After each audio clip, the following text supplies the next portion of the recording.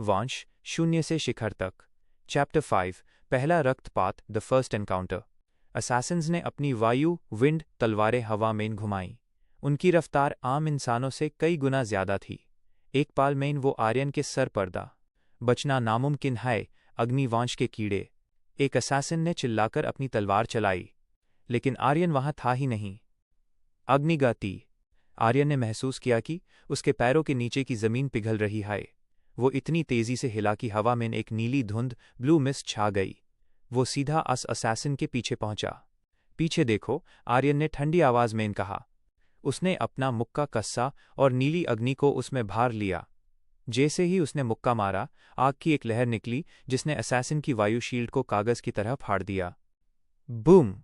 वो असैसिन दूर एक पेड़ से जा टकराया और बेहोश हो गया। बाकी दो हमलावर हैरान रह गए।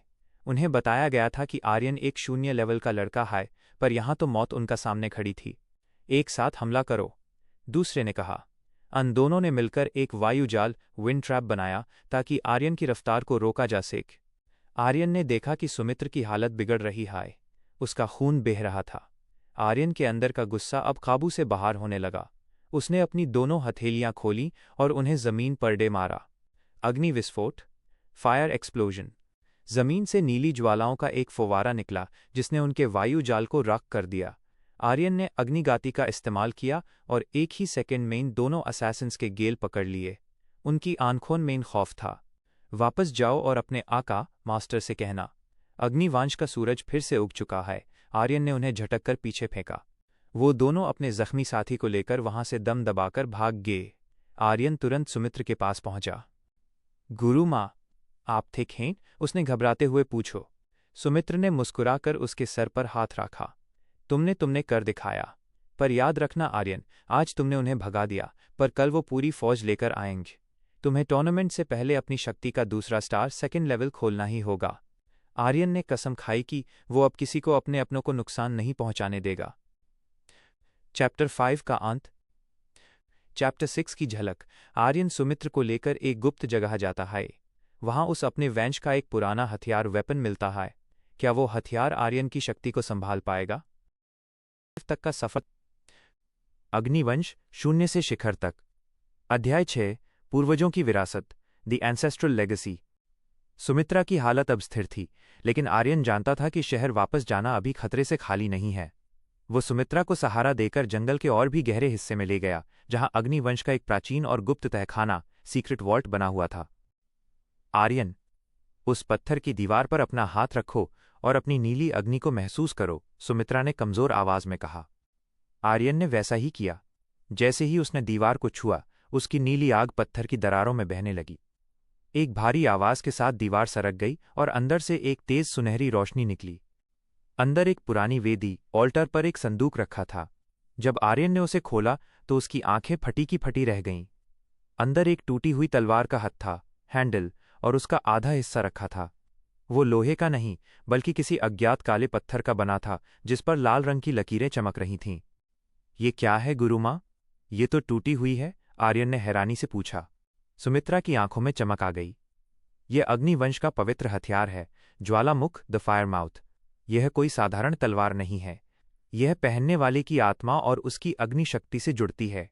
इसे तुम्हारे परदादा ने महान युद्ध में इस्तेमाल किया था। भले ही ये टूटी हुई है, लेकिन ये तुम्हारी अधूरी शक्ति को दिशा दे सकती है। जैसे ही आर्यन ने उस तलवार के हत्थे को पकड़ा, तलवार से एक जबरदस्त झटका लगा।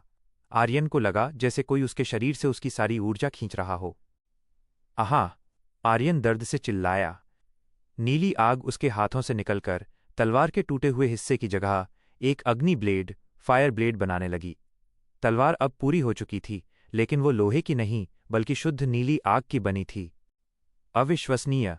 आर्यन ने हवा में तलवार घुमाई। उसकी गति इतनी तेज थी कि सामने का एक विशाल पत्थर बिना किसी शोर के दो टुकड़ों में कट गया। तभी बाहर से एक भारी पदचाप फुटस्टेप सुनाई दी। सुमित्रा का चेहरा पीला पड़ गया। आर्यन, छुप जाओ। कोई बहुत शक्तिशाली व्यक्ति आ रहा है। इसकी ऊर्जा सामान्य नहीं है, सुमित्रा ने फुसफुसाते हुए कहा। तहखाने के दरवाजे पर एक साया खड़ा था। वो लंबा था और उसने भूरे रंग का कवच पहना था।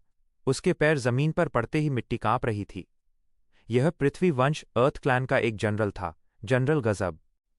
तो चूहों ने यहां शरण ली है? जनरल की आवाज गूंजी। लड़के, वो तलवार मेरे हवाले कर दो और मैं तुम्हारी मौत को आसान बना दूंगा। आर्यन ने अपनी नई तलवार ज्वालामुख को मजबूती से पकड़ा। उसकी आंखों में अब डर नहीं बल्कि बदले की आग थी। अगर हिम्मत है तो खुद आकर ले लो। अध्याय 6 के इस पहले बड़े महायुद्ध को आगे बढ़ाते हैं। अग्निवंश, शून्य से शिखर तक। अध्याय 7, नीली ज्वाला बनाम वज्र पृथ्वी, ब्लू फ्लेम वर्सेस डायमंड अर्थ। तहखाने की ठंडी हवा अचानक भारी हो गई। जनरल गजब के चारों ओर भूरे रंग की एक ऊर्जा घेरा बनाने लगी। उसने अपना भारी पैर जमीन पर पटका, जिससे फर्श की पत्थर की ईंटें उखड़ गईं और हवा में तैरने लगीं। बच्चे, तुमने शायद किसी कमजोर सैनिक को हराकर खुद को शेर समझ लिया है, जनरल गजब ने ठहाका मारते हुए कहा। लेकिन मैं पृथ्वी वंश का जनरल हूं। मेरी रक्षा को भेदना नामुमकिन है। उसने अपने हाथों को हवा में घुमाया और वे पत्थर की ईंटें एक विशाल नुकीले भाले की तरह आर्यन की तरफ बढ़ीं। अग्निगति। आर्यन ने पलक झपकते ही अपनी गति बढ़ाई। नीली रेखा की तरह वो उन पत्थरों के बीच से निकल गया। उसने अपनी नई तलवार ज्वालामुख को कसकर पकड़ा। तलवार से निकलने वाली नीली आग अब और भी तेज चमक रही थी, जैसे वो भी युद्ध के लिए भूखी हो। हार मान लो जनरल, आर्यन चिल्लाया और उसने तलवार से एक तिरछा वार स्लैश किया। नीली आग की एक लहर वेव जनरल की तरफ बढ़ी, लेकिन जनरल गजब अपनी जगह से हिला तक नहीं। उसने चिल्लाकर कहा, पृथ्वी कवच, वज्र रूप। अचानक जनरल की त्वचा भूरे पत्थर जैसी सख्त हो गई। आर्यन की अग्नि लहर जब उससे टकराई तो केवल चिंगारियां निकलीं। जनरल को खरोंच तक नहीं आई। यही तुम्हारी ताकत है? जनरल ने मजाक उड़ाते हुए अपना विशाल हाथ आगे बढ़ाया और आर्यन का गला पकड़ने की कोशिश की। आर्यन पीछे हटा, उसके माथे पर पसीना था। सुमित्रा कोने से देख रही थीं। उन्होंने चिल्लाकर कहा, आर्यन, उसकी बाहरी शक्ति को मत देखो। पृथ्वी को तोड़ने के लिए उसे बाहर से नहीं, अंदर से जलाना पड़ता है।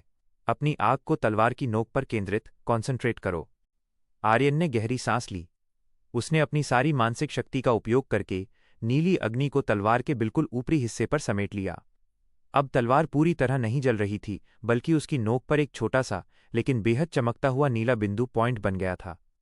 ये ऊर्जा इतनी सघन डेंस थी कि आसपास की हवा कांपने लगी।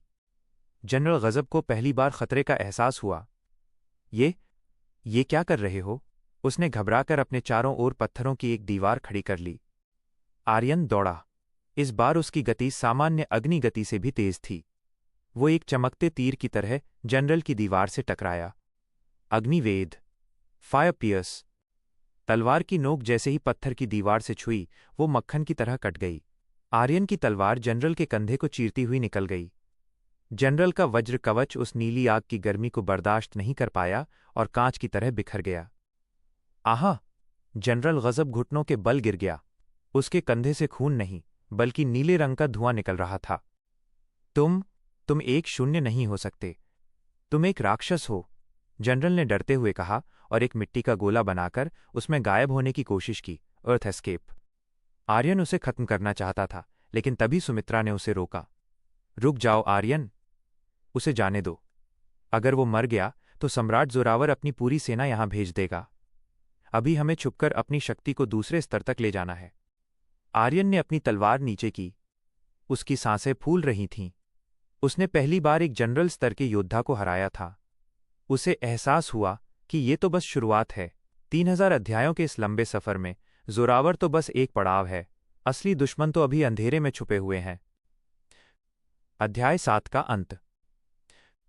अध्याय 8 की झलक। जनरल गजब वापस जाकर जोरावर को आर्यन के बारे में क्या बताएगा? इधर सुमित्रा आर्यन को अग्निवंश के सबसे बड़े रहस्य 7 चक्रों की ज्वाला के बारे में बताना शुरू करती हैं। क्या हम चलिए आर्यन के सफर को अगले पड़ाव पर ले चलते हैं, जहां उसे अपनी शक्तियों के असली इतिहास का पता चलेगा। अग्निवंश, शून्य से शिखर तक। अध्याय 8, 7 चक्रों की ज्वाला और नया संकल्प। जनरल गजब के जाने के बाद तहखाने में एक भारी सन्नाटा छा गया था। आर्यन अभी भी अपनी तलवार ज्वालामुख को देख रहा था, जिससे अब भी हल्की नीली लपटें निकल रही थीं। उसका शरीर थकान से चूर था, लेकिन उसके मन में सवालों का सैलाब उमड़ रहा था। गुरुमाँ, उसने मुझे राक्षस क्यों कहा और मेरी आग इतनी अलग क्यों है?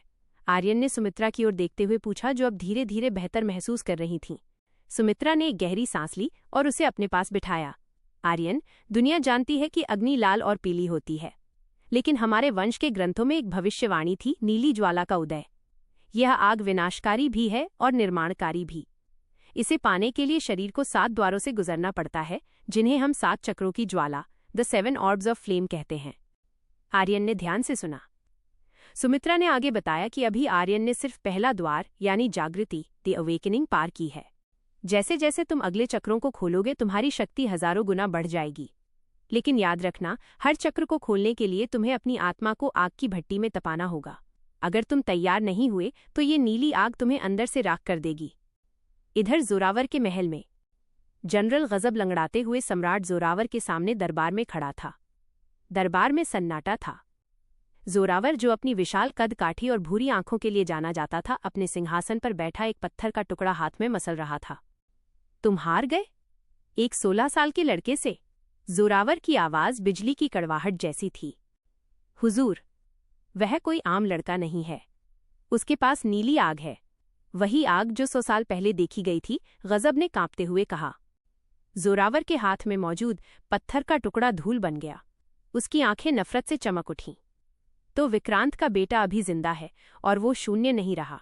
गजब, उसे अभी मारना आसान होता, लेकिन अब वो दुनिया की नजरों में आ गया है। इंटरक्लैन टूर्नामेंट बस 2 हफ्ते दूर है। उसे वहां आने दो। मैं उसे पूरी दुनिया के सामने कुचलूंगा, ताकि अग्निवंश का नामो निशान हमेशा के लिए मिट जाए।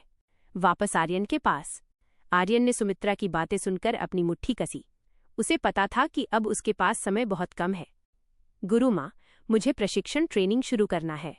मुझे उस टूर्नामेंट के लिए तैयार होना है, आर्यन ने दृढ़ता से कहा। सुमित्रा ने मुस्कुराते हुए एक पुराना नक्शा निकाला। ठीक है, लेकिन तुम्हारी अगली ट्रेनिंग इस तहखाने में नहीं होगी। तुम्हें ज्वाला पर्वत, द वोल्केनो पीक की चोटी पर जाना होगा। वहां की गर्मी और दबाव ही तुम्हारे दूसरे चक्र प्रवाह, द फ्लो, को खोल सकते हैं। आर्यन ने अपनी तलवार को पीठ पर बांधा और अंधेरी रात में पर्वत की ओर निकल पड़ा।